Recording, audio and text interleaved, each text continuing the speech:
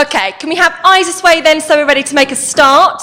So I'd like to officially welcome you to the GHS referendum debate, and I'd also like to welcome our live viewers. As many of you know, this is being streamed around the school and on YouTube for your parents to tune in, and for other pupils who are not able to be here today will also be watching this live debate.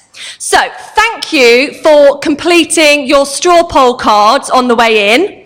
You will find on your chair an exit straw poll card. Now, you do not need to complete that until the very end of the debate, where you've heard both sides, and you can make a decision whether you are remain or leave, and I'd like you to cross that box at the end of the debate, and as you leave, it needs to be handed to a member of staff or put into the box for me. So we are really, really grateful today to have BBC Radio 4 presenter Mark Mardell here to host our debate. So I'd like to hand over to Mark now and give him a round of applause.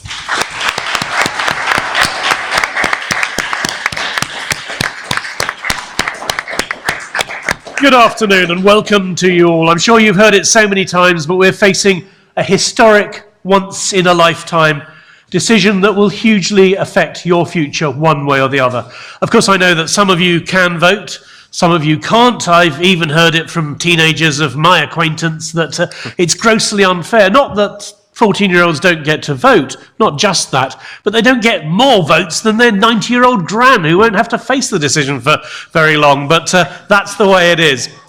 The EU, and then called the European Economic Community, was founded almost 60 years ago. The UK became a member in 1973 and then voted on it 2 years later, voted to stay in. Next Thursday, people get another vote whether to stay or whether to leave. And there's so many questions raised by this.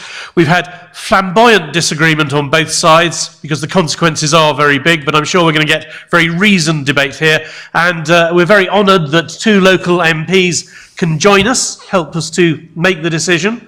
I believe they're both hot foot from Prime Minister's questions, so they'll both be stunned by the silence and good behaviour here compared to the House of Commons. On my, I won't say to my left, but next to me, Paul Scully, Sutton, Cheam Worcester Park MP for the Conservatives, elected in the last election. He's lived in Sutton and had raised a family here and had a business for 28 years. He says, for many years I've been on the view that the UK can do better by ourselves than through continued membership of the EU. Life outside, as a country in control of our own destination, we can look forward to an exciting, prosperous new chapter in our great nation's future. And further along there, Tom Brake is the Liberal Democrat MP for Carlshalton and Wallington since 1997. From 8 to 18, you might be interested, he lived in Paris. He's the Liberal Democrats' chief whip, foreign affairs spokesperson, and shadow leader of the House, very busy, and he was deputy leader of the House of Commons under the coalition government. He's written, I personally believe it's in the UK's best interest to remain in the European Union, helping British businesses, small and large, creating jobs for British people. A Brexit would put younger generations at a disadvantage as a result of the ensuing economic turmoil. A hand of applause for both of them, please.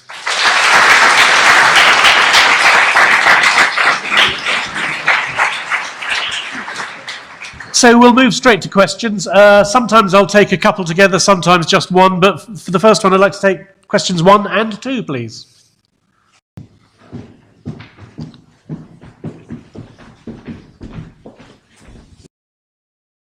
Good afternoon. The decision being made next week will impact on young people more than anyone. How have you used the campaign to inform and educate young people? Thank you. The propaganda and information young people are getting is really contradictory and confusing. Who is telling the truth? Thanks very much. Paul, who's telling the truth? Good question. Good question. What I was just saying to Mark before we started was one of the things in this debate is there are precious few facts. The reason because of that is that we're looking at assumptions. We're looking at what may be happening in 10, 15, 20 years' time. As Mark said, this is a really important vote. It's going to be with us for decades to come. So it's absolutely important that you do take in as much as you can.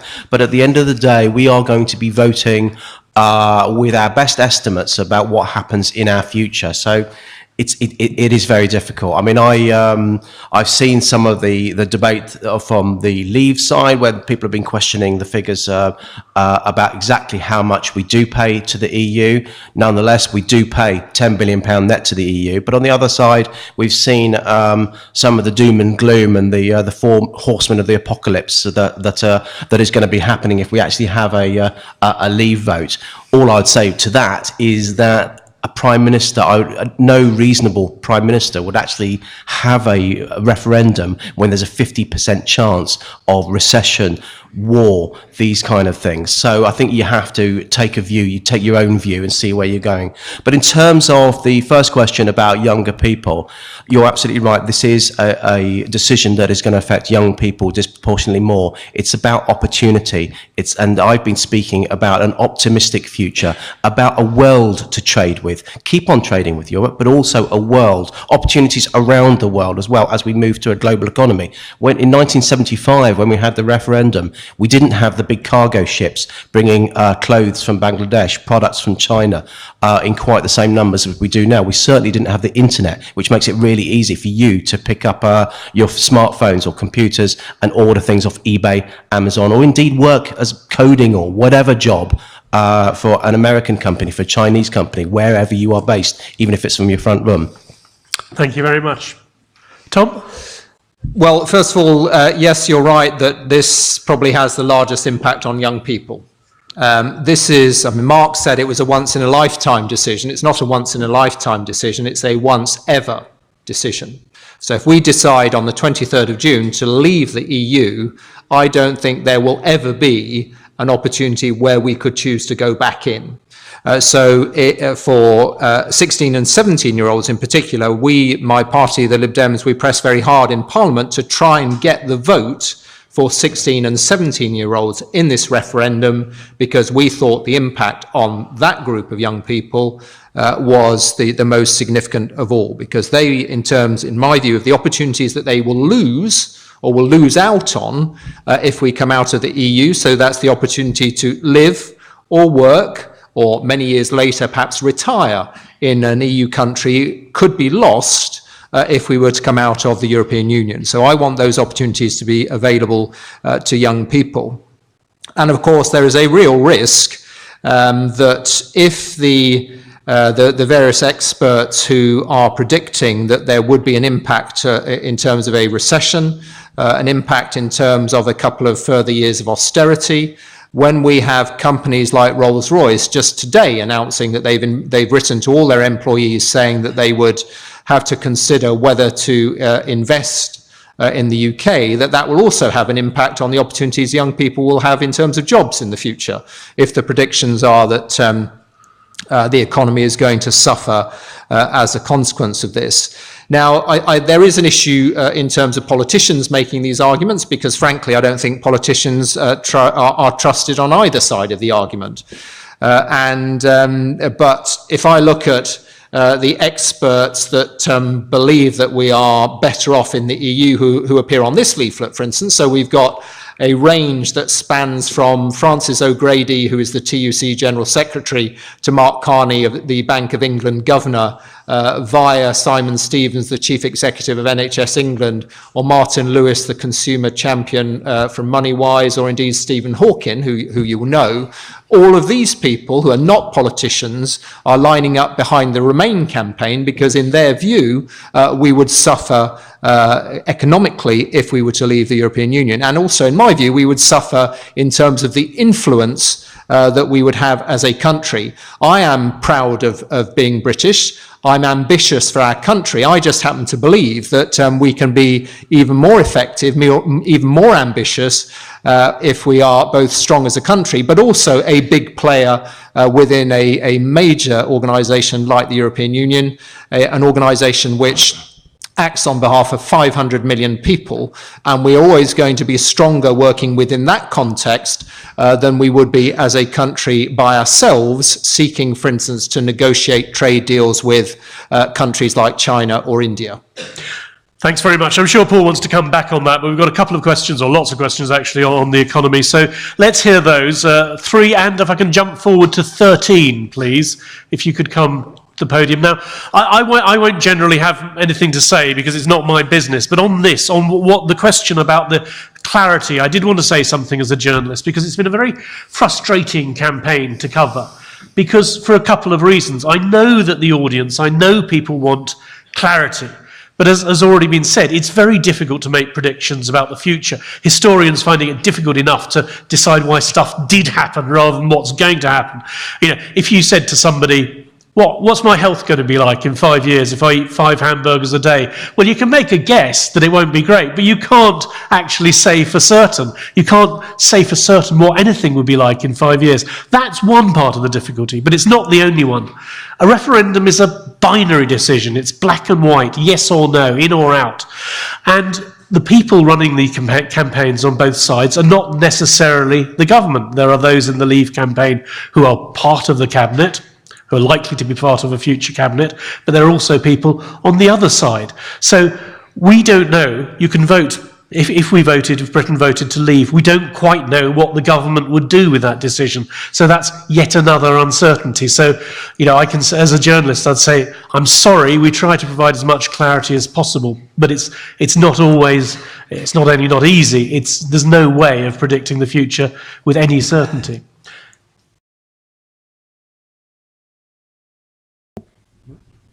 Employment is a hugely important issue for the future of young people. As such, it directly affects everyone in this room.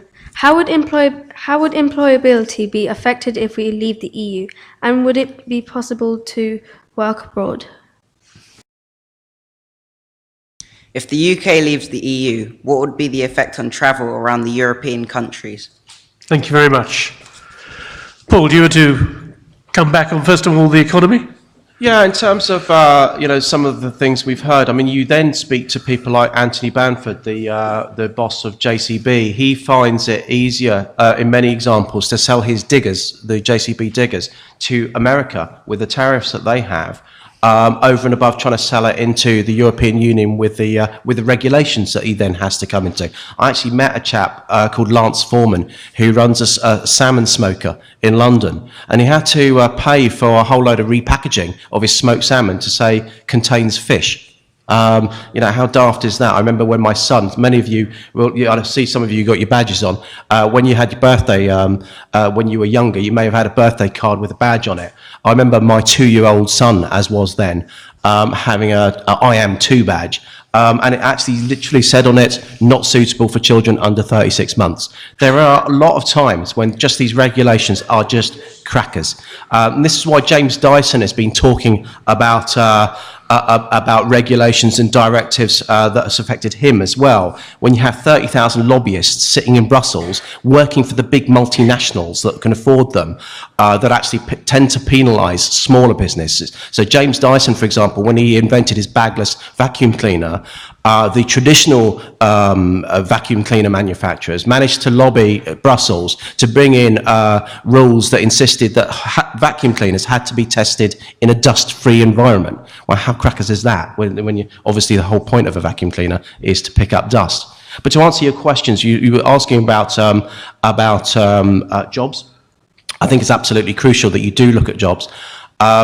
This is why I believe, I'm really optimistic, the fact that we are the 5th biggest economy in the world. We actually speak the language of business. We're in the right time zone to be able to trade with the world. So we actually need to be able to look to a 21st century economy, not the 1970s economy or 1950s economy as was when the EU was first invented.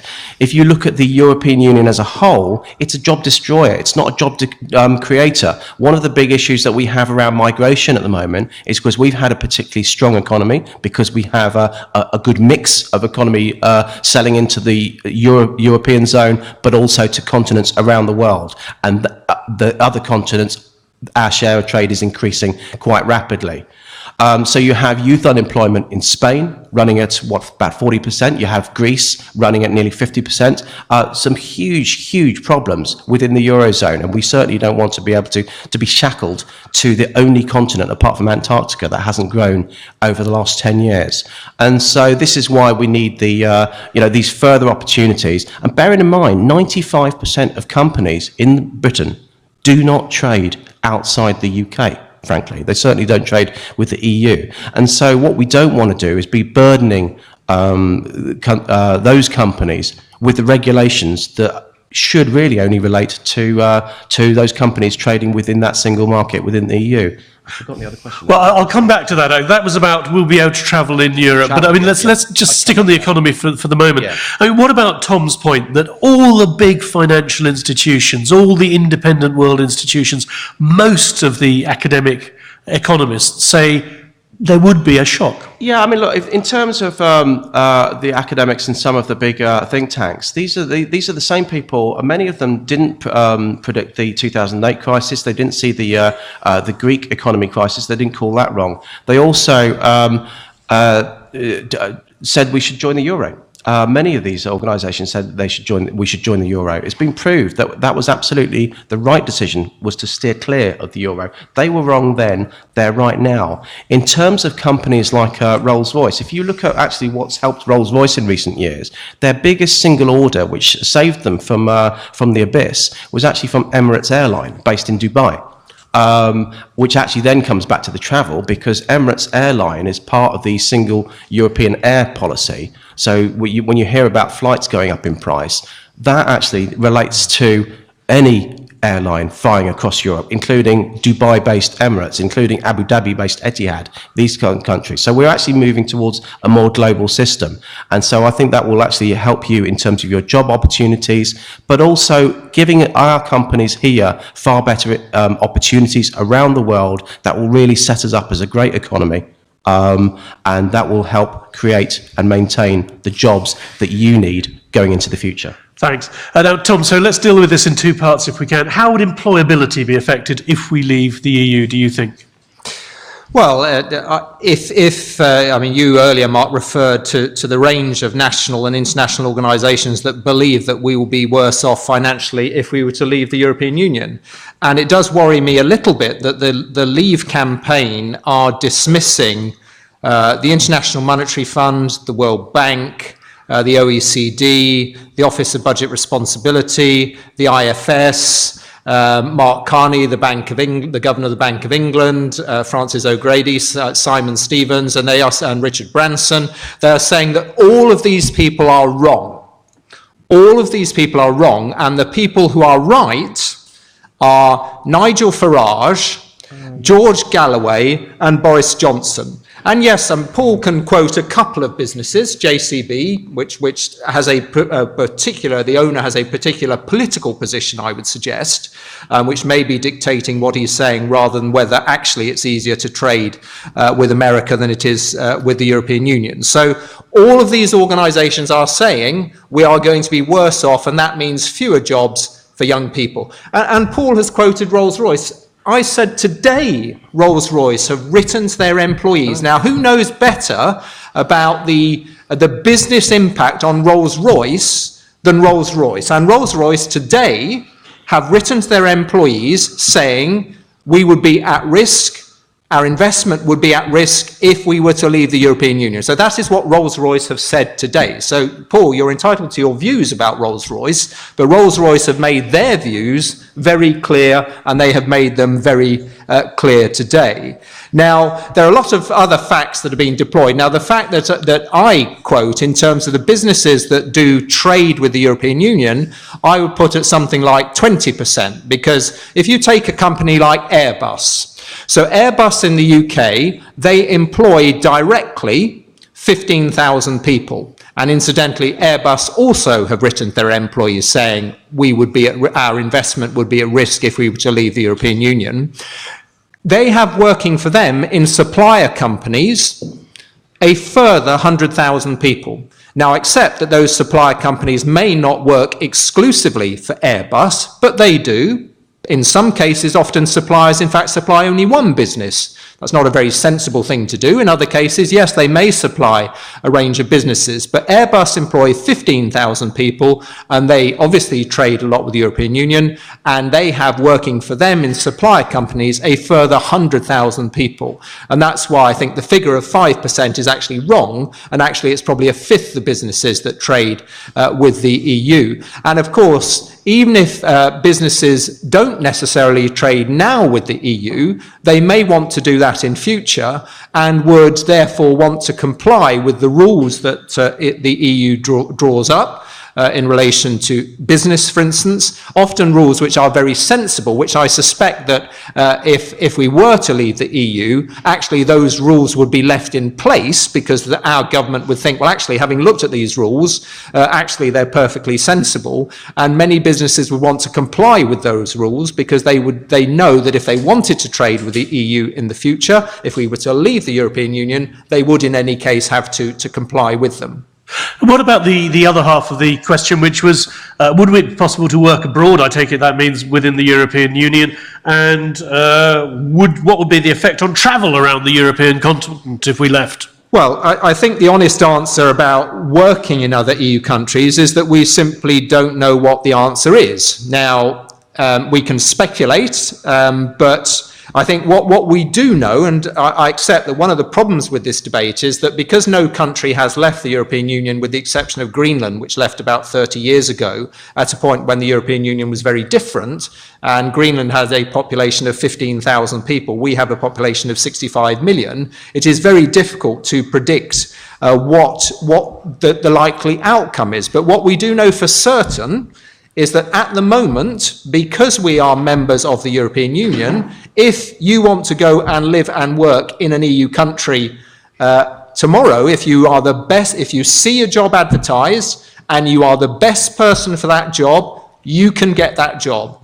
What we also know now as a fact is that if you see a similar job advertised in America, or if you see a similar job advertised in Australia or New Zealand, you absolutely can't be certain that you could get that job because you would have to comply with their visa requirements, and you might not be able to do that. So in terms of certainty, we know you can go and get a job in any other EU country. What we don't know is what might apply after in terms of any new arrangements. And on the issue of travel, again, one of the things that I did when I was immediately after university, I spent 5 months cycling around Europe.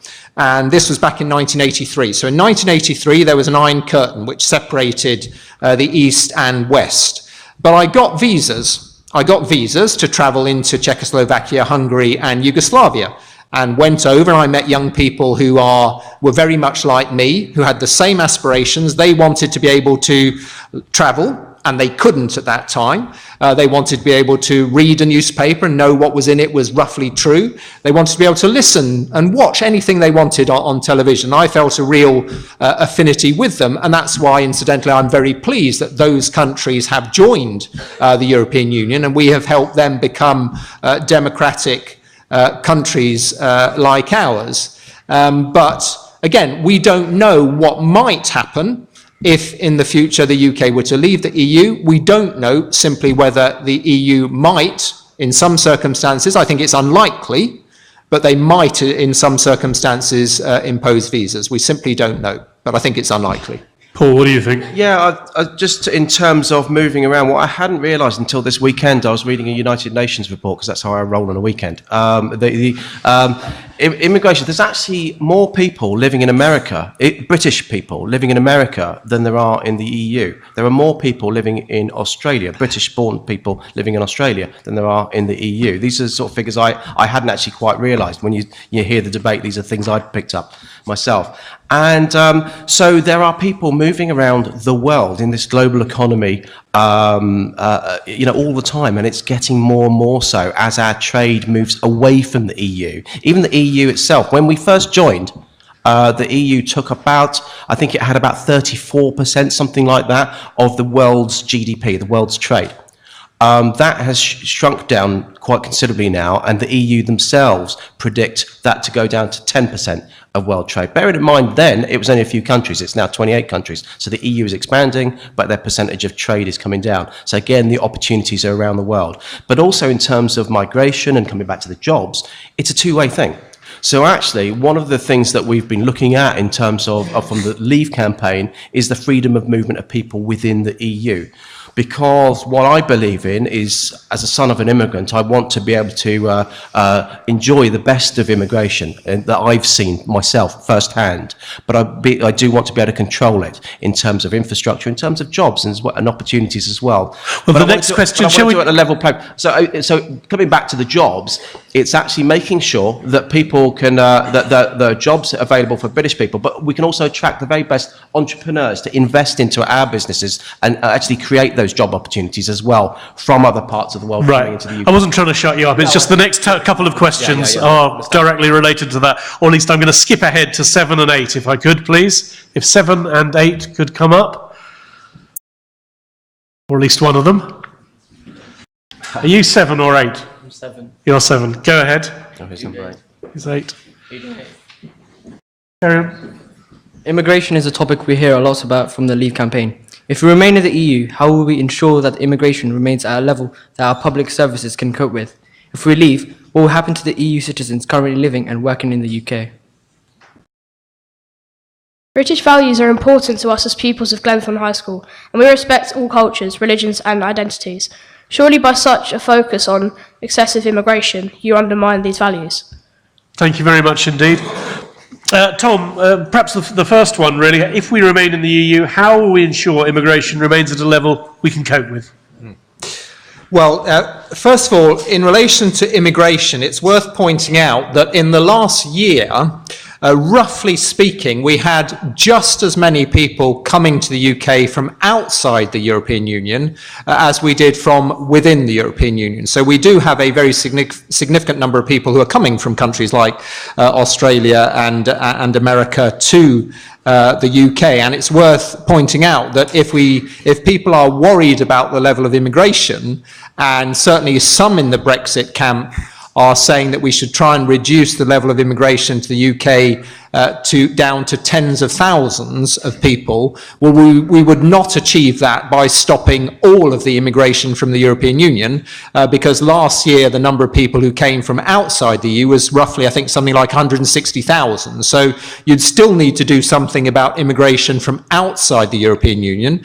And of course, our present government are in complete control. There is no problem whatsoever with the government deciding today that they wanted to stop all immigration from outside the European Union. That is a decision the government could take, and they have not taken that decision because clearly they know that as a country, often we want to have people from all over the world coming in and working in our hospitals, so consultants from South Africa, for instance, coming to work in our hospitals, or we want the best player from Zaire to come and play for Crystal Palace. We win some titles next year.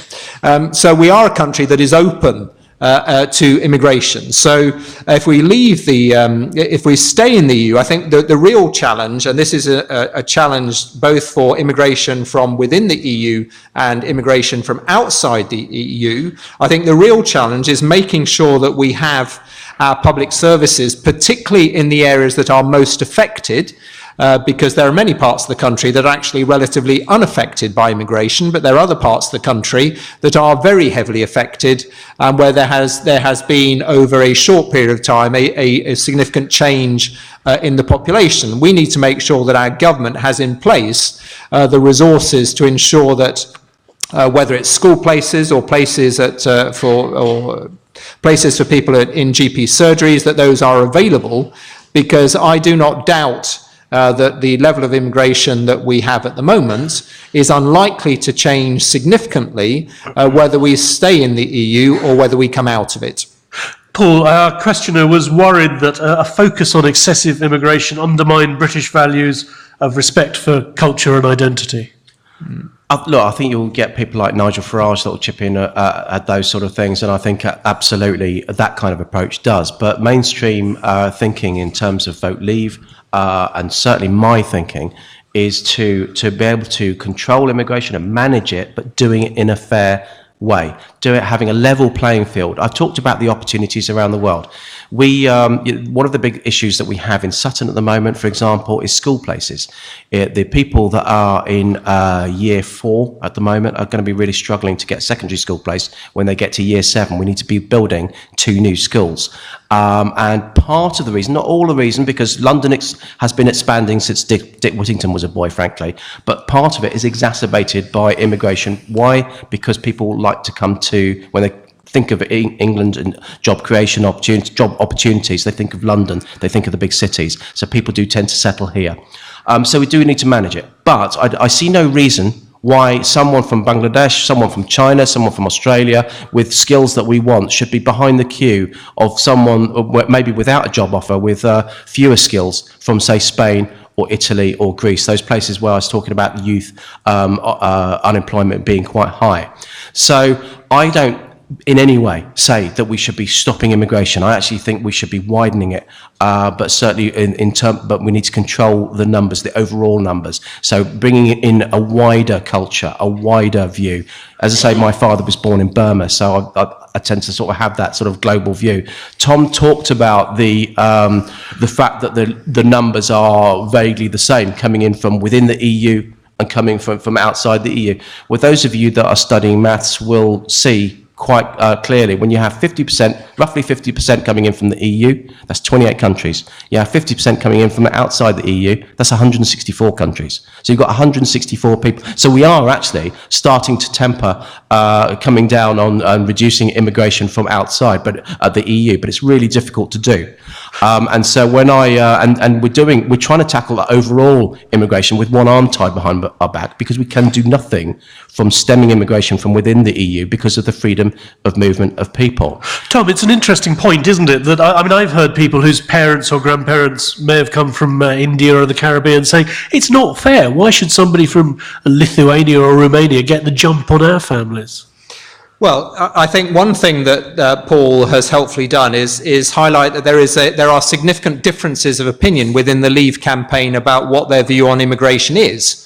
Because clearly Nigel Farage and UKIP supporters, they have been campaigning for many years on the doorstep saying we want to cut immigration very substantially. That is what their raison d'etre, their reason really to exist as a party is that, as well as their desire to come out of the European Union. So on the one hand, you have Nigel Farage, and I normally adopt a policy that whatever Nigel Farage is advocating, I'm automatically going to do the opposite. So you have Nigel Farage saying we want to cut immigration substantially. What you've just heard from Paul is that actually he said widening immigration, and he wants to allow more immigration to come from countries like Australia and Bangladesh. Now, Paul, in your leaflets you have been saying this, but of course our government is in complete control of immigration from Australia and Bangladesh, and could choose now to say we are happy to have as many Australians come here to work in whatever field as possible, as many people from Bangladesh as possible. So that is actually a decision that the government could take now. And I would like to know which of the EU citizens Paul thinks shouldn't be coming, because when I had a chat with the chief executive of Epsom and St Helier Hospital a couple of weeks ago, who has just been on a recruitment drive to try and fill staff vacancies, and I said to him, well, you've recruited lots of nurses, I'm very pleased. Where have they come from? They have come from Spain, Italy and Portugal. That is where they have come from. So presumably those are people that the Brexit campaign would want to come to the UK. Now, maybe it's the people who work in the construction industry, which is very heavily dependent on EU workers, that perhaps the Brexit campaign doesn't want to come to, Brexit supporters don't want to come to the UK. But of course, if we're about to, as I think we should, there is broad agreement that we have not provided enough housing, and this is not something that is particularly immigration related. This is something that historically, probably for the last 20 or 30 years, we have not been building enough homes in this country. And the pressure, yes, is partly immigration, immigration, but it's also things like people living longer. Unfortunately, it's things like people getting divorced, so you go from one household to two households. So there's a lot of other pressures in the system. If we're saying, well, the EU citizens can't come and work in the construction industry, which is very, very heavily dependent on EU citizens, I'm not quite sure how we're going to build the homes we need. Paul, quickly, who would you stop? Yeah, look, I think I've been lobbying the government to actually change some of the rules on Tier 2 visas, specifically around curry chefs, if there's any British Bangladeshis in the audience, because they're really struggling. I was going to say, I don't know what Tier 2 visas are. Tier 2 visas are when you're looking at skilled employees, people with a skill. It may be nursing, it may be chefs, it may be classical ballet dancers, quite frankly. There are limitations on them.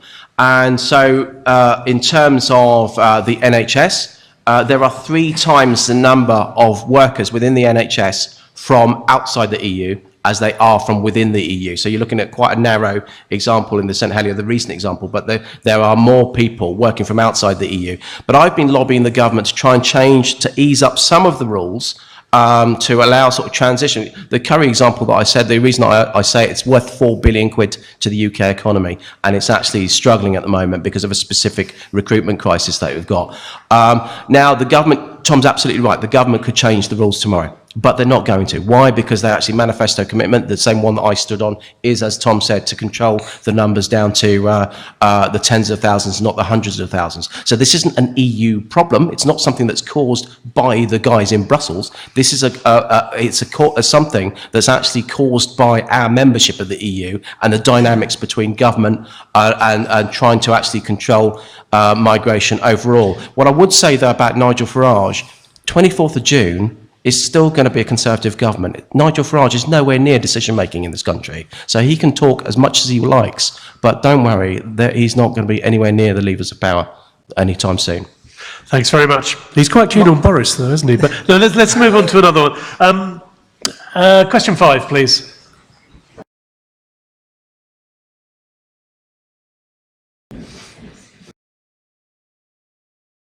Safety and security is of utmost importance. If we leave the EU, will our security change, and would it be safer to remain in the EU? Tom, is it safer to remain in the EU? Well, again, I'm not going to quote my own opinions. I will just rely on the opinions of people who have been doing the job of keeping us safe for the last 25 years. So if you look at the position of the current Home Secretary, so Theresa May, and the previous 5 Home Secretaries of other parties, then they are all in agreement that actually from a safety point of view, from a security point of view, we are better off staying in the European Union. As is, for instance, Sir Hugh Orde. Now, Sir Hugh Orde was the senior police officer in charge of policing in Northern Ireland. And as you'll know, historically in Northern Ireland, there have been huge problems with terrorism. And more recently, there have been huge problems with terrorism. There have been huge problems with serious and organised crime, because often those two things are linked. Actually, the serious and organised crime helps fund terrorist activities. And Sir Hugh Orde, who, as I said, was the senior police officer in charge of policing in Northern Ireland, believes that we are safer off in the European Union. He then became the president of the Association of Chief Police Officers, so the body that represents all of the senior police officers. So he is someone who has a huge amount of experience in terms of tackling crime, tackling terrorism, and it is his view that we'll be safer off in the European Union. Now, why are they saying this? Well, I think the main reason that they are saying this is because over the last 30 or 40 years, the EU countries together have built up ways of working together. And they have put in place, for instance, databases that the different countries can access. They put in place things like exchange of information about air passengers, and there are a lot of work has gone into these sort of combined efforts over many decades. And whilst it is perfectly true that we might be able to, if we were to leave the European Union, renegotiate our way back into those exact same agreements, We can't be certain of that, and we can't be certain of how long, if we were to have to come out of them, it would take to renegotiate our way back into them. So there would be some uncertainty about that. Now, what Paul may be about to say is that obviously our closest relationships from a security point of view are with America, Australia, and New Zealand. And whilst that is true, it is worth me highlighting that the US Secretaries of State, so the people who have been responsible for the relationship with the United Kingdom, including things like security, going back to President Carter, so going back a very large number of years, have also all said that they believe that we are safer off in the European Union. Paul, has your point already been answered? No, I wasn't going to say that at all, actually, but never mind, that's fine. In terms of security, as in the stability of Europe and wider Europe, NATO has been in place for pretty well since the end of the Second World War, and it's that organisation and that grouping of countries and collaboration that has really kept us secure. The EU has had some pretty notable failures over the period of time. They didn't exactly lift a finger when there was genocide in Bosnia and the Balkans in the 90s. Which caused an incredible upheaval. It was Britain, backed up by America, that really led the way on that. When you have Ukraine, the instability in Ukraine at the moment, part of that has been exacerbated by the fact that the EU, when they were trying to trade freely with Ukraine, they were trying to bring Ukraine in as full members of the EU, which of course started to saber rattle with Russia somewhat. Now, Tom talked about the Home Secretaries. I was speaking to the one, obviously, I'm assuming just before the list that he said, Lord Howard, Michael Howard, who was Home Secretary in the 90s. He actually was talking to me about this thing called special advocates, which actually Charles Clarke, who was in a Labour Home Secretary, raised. And what that special advocates were, if you have a terror suspect in this country and you want to remove them, or if you have a terror suspect that's trying to come into this country, you obviously do not want to be sharing the intelligence about a possible terror attack with the same guy that may be about to do it. So what he developed was a system called a special advocate. You have a separate guy, legal expert, that produces a sort of firewall. You can give them the information, they can actually digest it and work it through, but they're not sharing it with the potential perpetrator at all. That was actually struck down in the courts, so we no longer have that system. So effectively, someone that's coming into this country, you have to share that intelligence with them straight away, which is a bit daft. In terms of people coming into this country, we can only check at the border, we can only check whether their passport is valid, whether it's in date. You can't ask them if they've got a criminal record. A lot of the security information, intelligence sharing that we have is done on a bilateral basis. The one thing I would say about America in terms of intelligence sharing, if America believed that we had a European-wide shared intelligence service, they would not be giving us a lot of the information that they do. Frankly, they don't trust some of the other countries. And there are notable failures with it in the EU, in individual countries where that is the case. One of the obvious ones was the Belgian bomb, when there was a Belgian national that actually that blew himself up a few months ago. He actually got an AK-47 and started shooting at policemen. He got put in prison for it. After he was released, he went to Turkey. When he wanted to come back to Belgium, the Turks told the Belgian authorities that he was a security risk. The Belgians did nothing about it. He went back home, and then a few months later, he strapped a bomb, drove over to, travelled over to the airport, and that atrocity, that terrible atrocity happened. So there are some significant failures within the EU, and so I'm talking about this, this overall data sharing, intelligence sharing. A lot of it is done on a bilateral basis, and we need to continue that rather than within a EU artificial political construct. We're rapidly running out of time, so could I take questions 4, 6 and 9 next, please?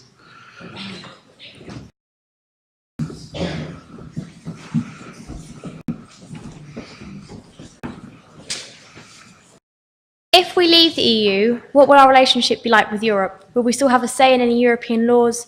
How will this affect trade, and will it have any effect on our relationship with other countries, such as the USA? We are currently in the EU, and our economy seems strong. If we leave, could it damage our economy? There are over 2,000 EU regulations and laws. Can you honestly say that you agree with every one of these laws? How can we control the laws that are passed when we will have little say or influence? Lot to answer there, but Tom, do you agree with all those 2,000 how many thousand laws it was? Well, we've discussed the economy a lot, so I would just say yes, I think the economy will be damaged if we were to leave the European Union.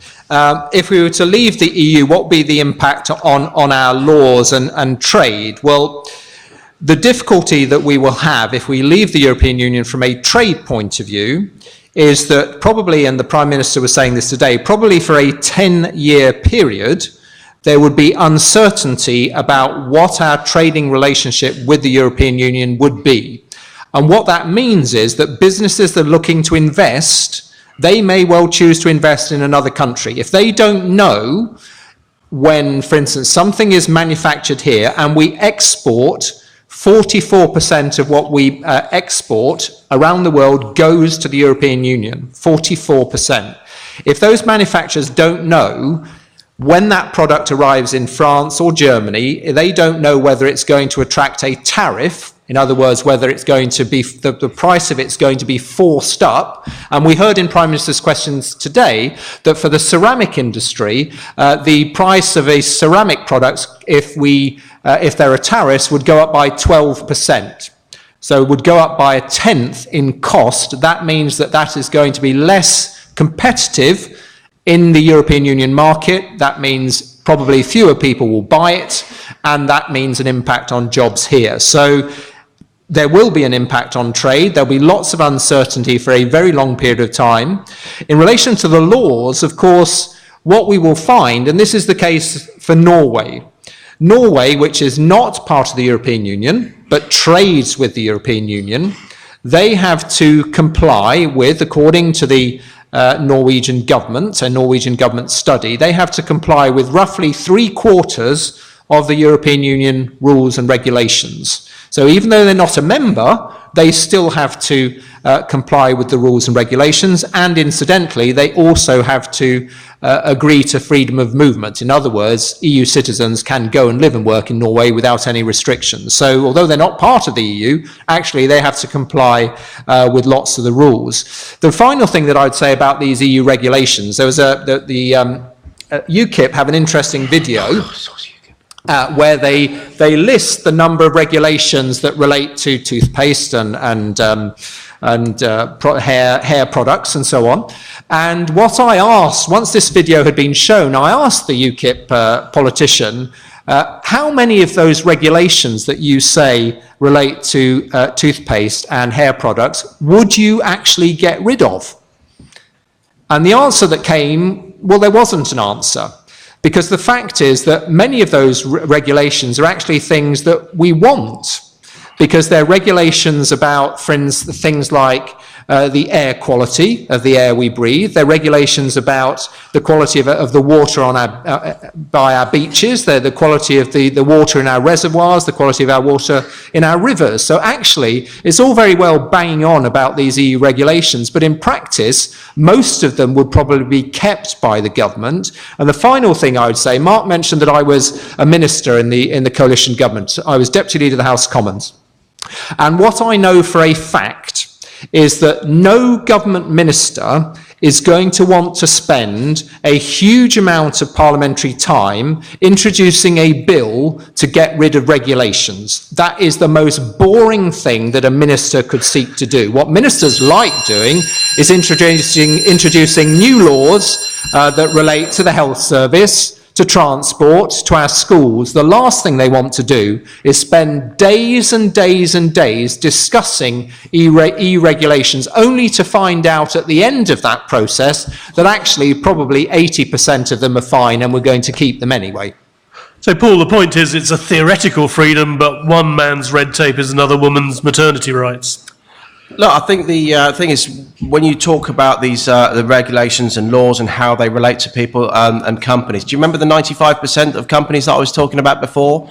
if you are no longer subject to EU laws, regulations and directives, those 95% of companies will then be relieved of all of that, because it's only relevant if you are trading into the EU single market. It's estimated that when you add up the laws, the primary legislation that Tom and I go to Parliament to discuss and debate, but also the regulations that are the things that are forced upon us by decisions made in Brussels, and the directives, the things that are suggested and pushed that we should adopt as well. The figure that we have to comply is 60% or so comes from Brussels. It doesn't come from democratically elected politicians such as ourselves. So what I believe that we can actually carve through a lot of these deals a lot quicker than has been suggested.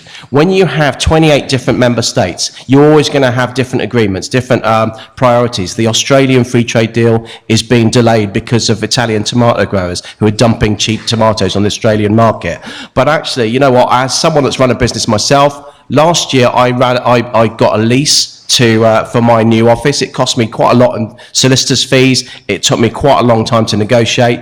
This year, when I got a constituency office and I had to do a lease, I already had one. It cost me exactly £0 in terms of solicitors. It took me a day to sort out. We actually have trade agreements with Europe at the moment, and so we're not starting with a blank sheet of paper. So in terms of the effect of the economy, I think we've got all of the opportunities for the future, but we can actually start negotiating now before we even put our notice in to leave, as it were. And I don't think you'll find it takes anywhere near the length of time that some of the doomsayers are talking about.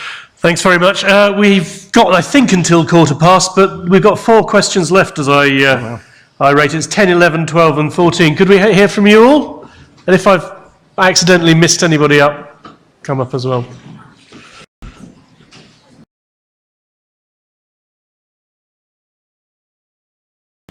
How will the NHS and healthcare services be affected? If we leave the EU, will there be more funds and resources available to us? And will the UK's world-leading science research community be in a better or worse position? There is a lot of talk about the £20 billion we will save a year if we leave the EU. Is this a realistic figure? What benefits do we get from paying the money into the EU? Will the UK be in a better or worse position in relation to the creation and adoption of international codes and standards that shape much national and international civil engineering activity? If we leave the EU, will items in our supermarkets be more expensive? Could this lead to a recession? Well, a lot of questions there, and we haven't got time to answer them all. But Tom, maybe you can pick what you want. But I was going to say, what probably bothers most people in this country is that question about will there be a recession, prices in the supermarket. Well, again, it's not me. With the range of organisations that are fairly confident that there will be a big impact on our economy, and it will be a negative impact, which means fewer jobs. If there are fewer people in work, that means less tax being collected by the government. That means less money that's available to spend on things like the NHS. In relation to the question about science, it's very clear that academics and universities are overwhelmingly in favour of us staying within the EU, because they have seen not only significant sums of money come to the UK for research purposes, but they have also developed lots of joint working with other universities in EU countries. In relation to how much money will we save if we were to leave the European Union, well, if our economy, as most of the experts predict, crashes, the answer will be we won't save any money at all, because the impact in terms of the black hole, so in other words, the gap in terms of funding that they predict might arise as a result of this might be between about 30 or 40 billion pounds. So if theoretically save some money, because we're not paying money into the European Union, if our economy takes a nosedive, anything we will have saved will be more than wiped out by the fact that money isn't coming into the economy to spend on the things that we want it spent on. Paul. I just don't get this. I don't buy this idea about a crash. The Treasury came up with a report before the referendum campaign started proper. It had a scary option and a super scary option. And basically within that, this is something that economists, anyone that's studying economics for A-level, for example, will know that if you put whatever you put, the data that you put in, if you put rubbish in, you're going to get rubbish out. And the best that they can come up with is that we were going to have 0.1% dip in our economy. That is the bare minimum statistically that you need to have a recession, which sounds somewhat iffy to me. It's basically was assuming that we get no bonus in terms of trading outside, that we're not going to be able to trade. We're going to have the very worst terms in terms of an EU deal. So, there are uncertainties. There are uncertainties if we leave. There are uncertainties if we remain. But I believe that by being able to control those risks, myself and ourselves as a country, then we'll be in a far better place to actually to progress. I've got a question for you before we wrap this up. Will Boris be Prime Minister in a couple of months' time? Oh, you know what? I haven't even given it brain space. I think from the thing with the Conservative Party is that the leader comes from the place where you least expect it. So, Boris is a great guy, but we've got some very talented people. I really don't know. Tom? I was hoping you'd give me an opportunity to mention Boris because, of course, Boris Johnson, first of all, in January this year, Boris Johnson wanted us to stay in the European Union. In February, he changed his mind, which I think is much more to do with the fact that he wants to be the leader of the Conservative Party, and his best chances of doing that, or becoming the leader of the Conservative Party, is to have adopted an out position, because that's where most of their members are. I'd just like to finish by quoting to you from a book that Boris Johnson wrote 2 years ago about Winston Churchill. And in this book, Boris Johnson 2 years ago said that the European Union and NATO, the two together, the European Union and NATO have given Europe the longest period of peace and prosperity since antiquity. That is what Boris Johnson thought 2 years ago in relation to the contribution the European Union has made to peace and prosperity. I happen to agree with what he said 2 years ago, even though he seems to have changed his mind on it. What were you saying? I'll just say, to be honest, for Boris to sit there and think, you know what, I'm going to join the Leave strategy. When he joined it, every sign was that the Remain were going to win. If I had to put my house on it, I would be putting it on it.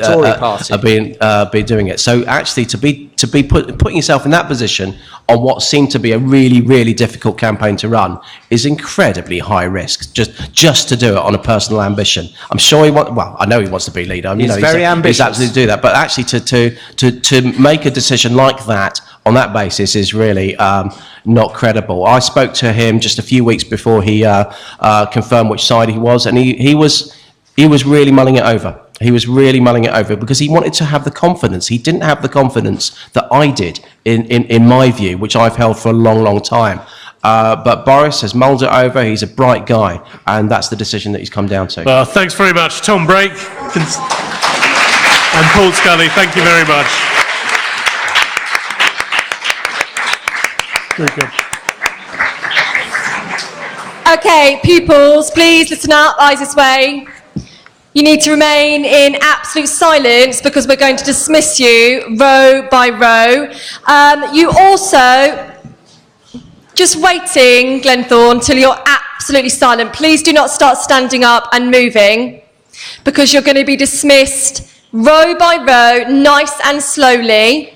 You have been really, really focused during this debate, so well done. So let's not ruin anything now. So on your way out, you obviously need to make sure you have crossed the box on your card, and that needs to go to a member of staff standing on the exits. So make sure that has been done, and that needs to be handed in.